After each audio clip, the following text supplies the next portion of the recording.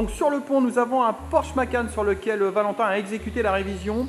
Et il procède aussi au remplacement des disques et plaquettes avant, hein, parce que lors de son examen de révision, il s'est rendu compte que les disques étaient hors cote. Vous pouvez apprécier un petit peu la taille des étriers de frein, hein, par rapport à l'échelle des mains de Valentin. Je ne vais pas dire qu'il a des petites mains, mais voilà quoi.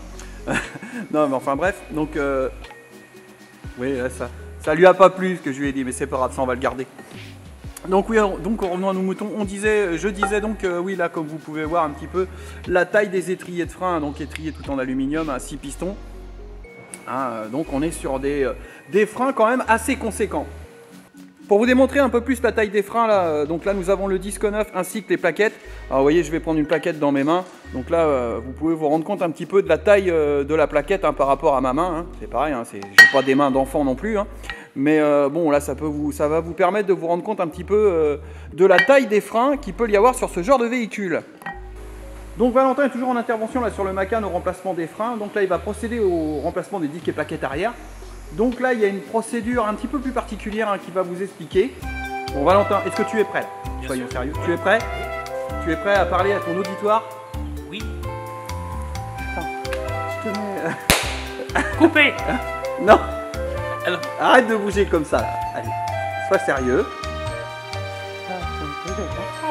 Alors, donc Valentin va nous expliquer un petit peu la procédure, hein, pourquoi il a branché l'outil YAG pour faire le remplacement des disques et plaquettes arrière. Donc on t'écoute Valentin. Donc oui, effectivement, vu qu'on a un système de frein à main électrique sur le véhicule, on a une course en fait qui est déterminée par le calculateur et on va devoir en fait débloquer à l'aide de l'outil de diagnostic le frein à main.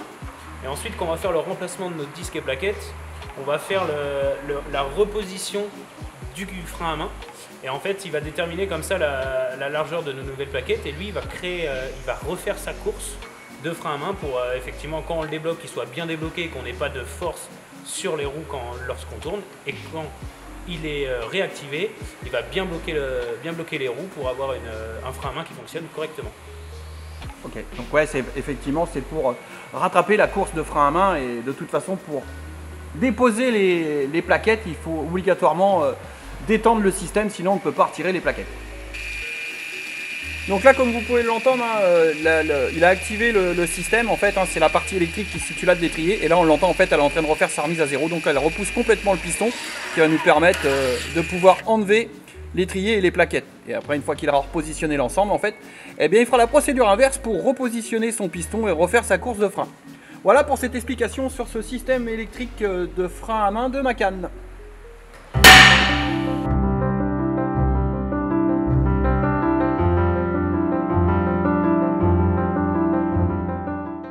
On revient aux nouvelles de la Bertone. Dans une précédente brève d'atelier, je vous avais parlé qu'on avait reçu les coiffes de siège. Eh bien écoutez, notre sellier les a mis en place sur les sièges. Et là, comme on peut le voir, eh bien, nous avons nos carrossiers qui sont à la repose, enfin au réassemblage des armatures de siège ainsi que des rails de siège. Donc Pépito et BDC. BDC, GB. Pourquoi GB? Oh, GZ. C'est quoi ça, GZ? Oh non. Bon les mecs, bon, sérieusement, je voudrais faire ma prise rapide. Notre sellier nous a remis en place les coiffes de siège sur les armatures, hein. Donc il a remis ça en place sur les assises des dossiers ainsi que la banquette arrière. Et bah, comme on peut le constater, hein, c'est du plus bel effet, hein, ça rend bien, hein, ça va vraiment redonner un bon coup de neuf à l'auto et à ses sièges qui sont en train de reposer les armatures. Donc les rails de siège, hein, parce qu'on les a démontés pour les remettre en état, hein, les repeindre, hein, parce qu'évidemment il y avait des traces de rouille un petit peu partout. Et tant qu'à faire, autant que tout soit parfait. Donc une vue de l'intérieur avec la banquette arrière reposée en place. Eh bien écoutez, vous voyez, hein, ça rend plutôt bien, hein, les sièges avec leur teinte revenue comme à l'origine, hein. On n'a plus l'aspect tout délavé qu'avaient les anciens sièges, hein, ils avaient l'âge de la voiture. Donc forcément, hein, le tissu, ça vieillit plutôt mal avec le temps et le soleil. Bien écoutez, on repassera aussi quand on aura remonté tout l'intérieur, hein, pour voir un petit peu le rendu que ça peut avoir. Aujourd'hui sur la Bertone qui est en finition, donc avec Romain qui œuvre dessus, donc il va nous expliquer rapidement de quoi on parle quand on parle de finition, hein, sur la voiture. Donc Romain va nous expliquer ça gentiment. Oui, on est en train d'enlever les derniers grains de poussière qui était sur le vernis et puis ponçage très fin, 3000, 6000, lustrage. Voilà. Lustrage, un grain abrasif, un grain plus doux, et puis ça va enlever les dernières petites micro-rayures et puis ramener encore un petit peu plus de brillant au vernis. Voilà, ouais. En fait là on fait vraiment la correction finale avant la livraison Voilà. au client, quoi. Là tout est monté sur la voiture. Si on a eu à faire des petites micro-rayures en assemblant les pièces, on les enlève et puis là elle va être prête à être livrée. Voilà, après C'est un terminé. beau petit lustrage de finition avec un petit passage de cire en finition en fait, hein. Et puis bah du coup elle va être parfaite l'auto. Ouais, on va mettre un petit coup de cire aussi. Ouais. Merci Romain. Voilà.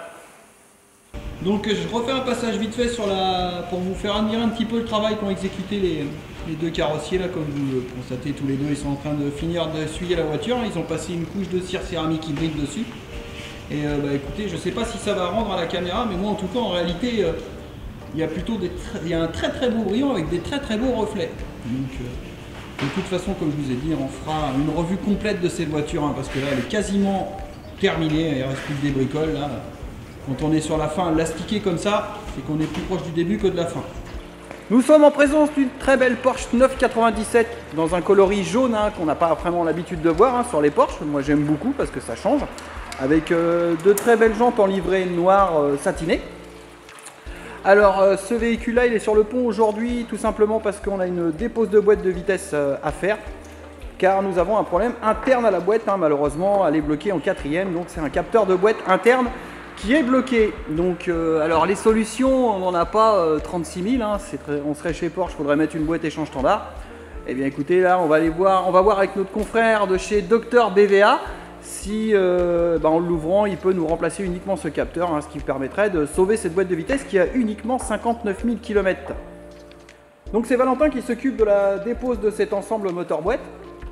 Donc là il va nous expliquer rapidement comment il opère.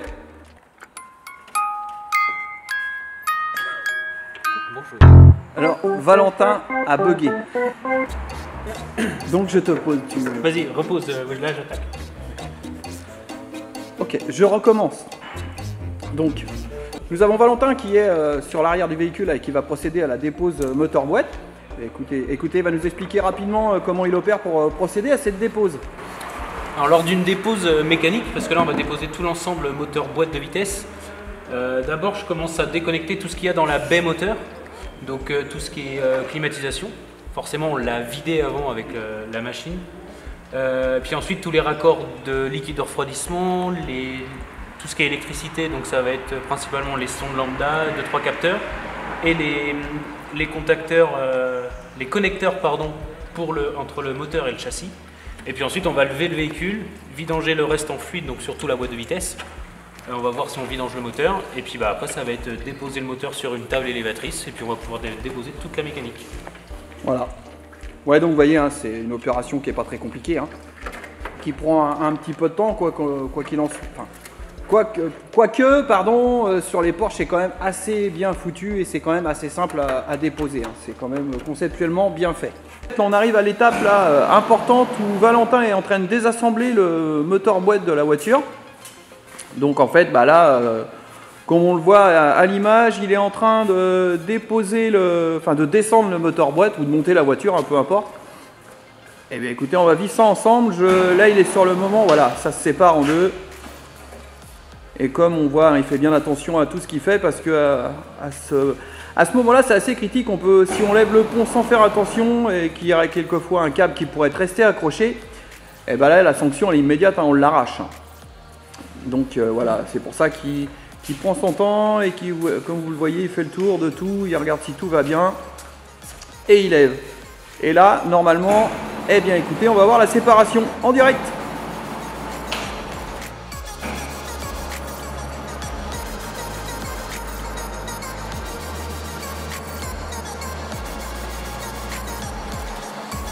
Et bien voilà, hein, comme on le voit, une fois que tout est démonté, hein, la séparation des deux éléments est relativement simple et rapide. Je fais une vue un peu plus rapprochée de cet ensemble moteur-boîte de vitesse, hein, pour vous constater un petit peu de l'importance de l'élément. Hein, vous pouvez le voir, hein, ça fait un gros morceau. Hein. Alors quelque chose qu'on ne voit pas beaucoup. Hein.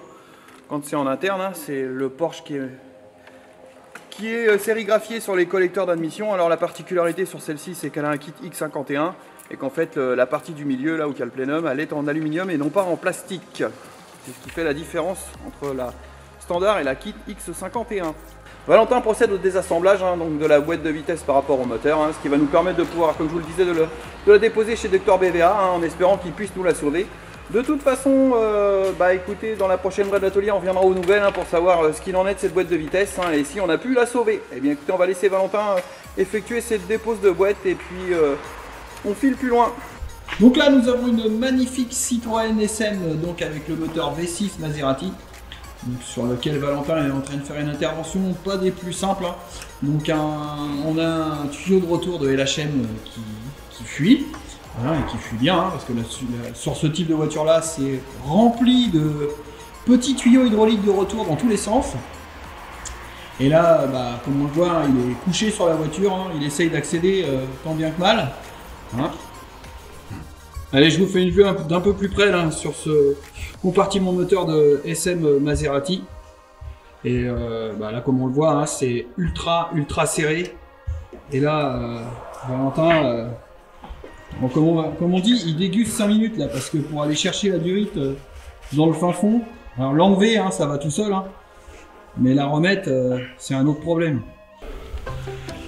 Là, Valentin se fout de ma gueule parce que à la place de constater, j'ai dit quoi? Comment on peut se rendre compte? C'est pas fameux ça non plus, hein. C'est pas fou. Hein. On va la refaire mais elle va être bien celle-là. Une vue sur ce compartiment moteur, hein, c'est bien rempli, hein, c'est vraiment très chargé. Hein, là il n'y a vraiment pas de place, hein, ne serait-ce que pour aller passer les mains là. Alors je vais essayer de vous faire voir d'un petit peu plus près là en fait, faut qu'il aille chercher, alors je sais même pas si vous allez voir, hein, faut qu'il aille chercher une durite là où qu'on aperçoit la baladeuse hein, qui est tout en dessous.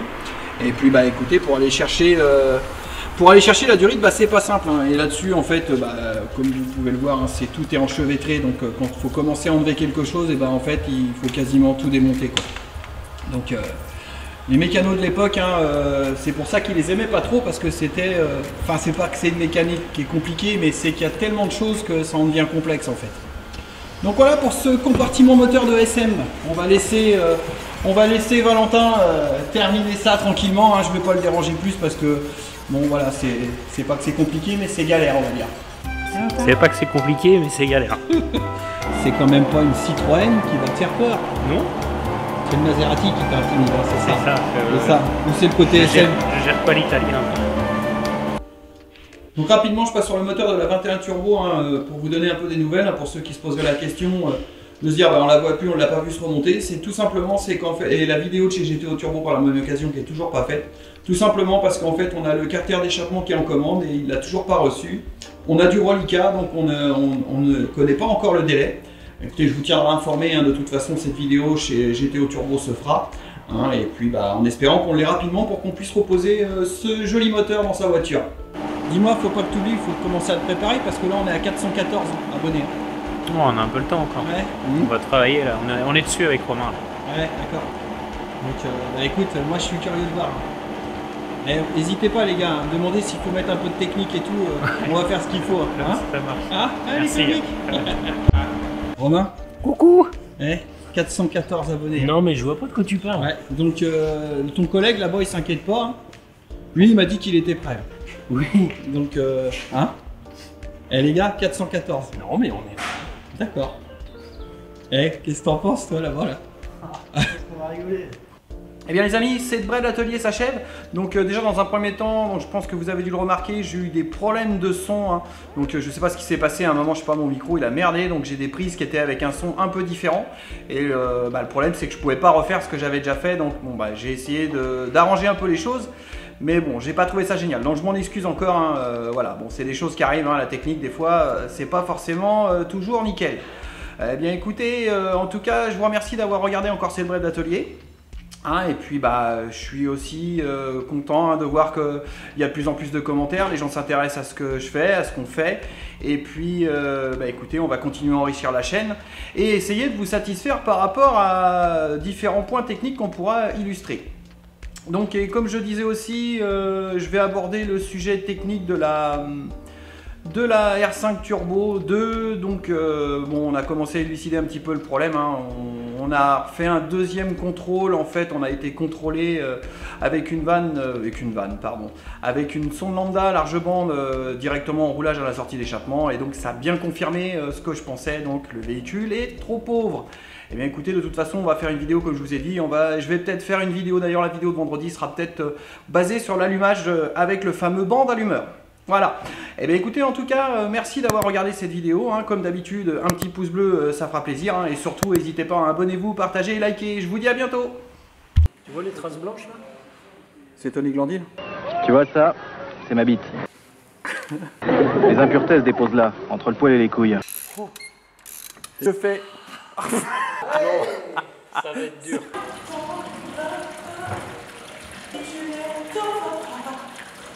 Je sais plus.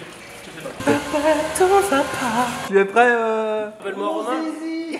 Non, casse-toi. Vas-y, casse-toi. Je fais quoi? Va prendre l'air. On va faire une machine. Ok.